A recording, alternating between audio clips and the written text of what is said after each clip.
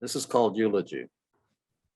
Mother, about 9 years ago, your advancing years formed a posse to kidnap your mind and lock it in a loop from which there is no escape. During this time, I would visit as I always have, and you'd smile and you'd speak not to me, but to those who had died. Of your brothers and sisters, your brave and persistent wartime generation, you are the only one left, the last woman standing. This is life as it has too often been. And even when you were alive, I've spent the last few years mourning your passing.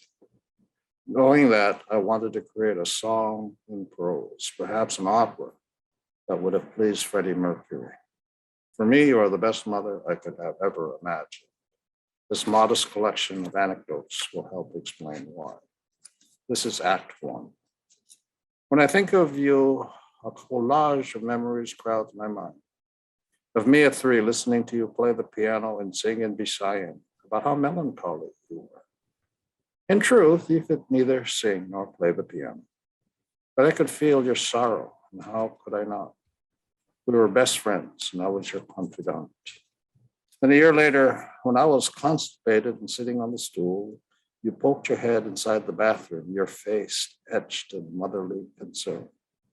Don't push so hard, you solemnly said. Why not? Your stomach will come out. Oh. The next day, you and Dad had some Filipino friends over, a mix of old timers and newer arrivals like yourselves. We were all in the living room chatting, laughing, and munching on lumpia. Several times I had groaned and pushed, but nothing had come out. I was concerned. Maybe I'd gone too far.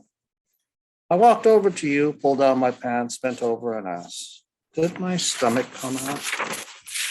No, son, you casually replied before kissing me on the head. Now pull up your pants and go to the kitchen. Manang Pasing and I were just remembering life back home. She brought her lumpia, your favorite, the fat ones with chicken and lettuce and raisins. Pasing nodded and smiled. Just for you.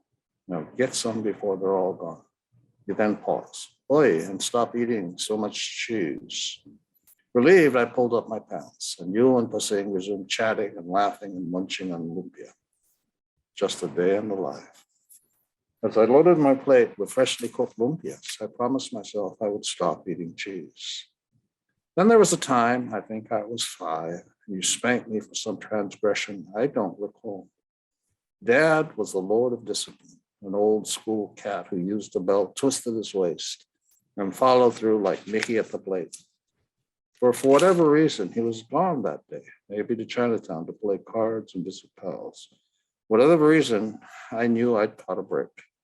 You were bad, you said sternly. No reply. Instead, I looked down and flipped the switch to lip quiver mode. Are you sorry? Yes, I mumbled, head still down. Will you do it again? I shook my head. I still have to spank you. I know, I said sadly. You raised your right hand and aimed a slap at my butt. Ouch, I said, although it stung, but it didn't really hurt. Again, ouch, I screeched, although this one hurt even less. Now go to your room. Head still down, lower lip reliably quivering. I started walking to my room, wondering if my trove of tiny German and American soldiers, camped in separate shoeboxes, were ready for yet another epic showdown. Then on my 7th birthday, I was happy and full of expectations, maybe a new cap gun, a train engine, or a cowboy hat. If I lucked out, perhaps all 3. I blew out the candles, a round of applause.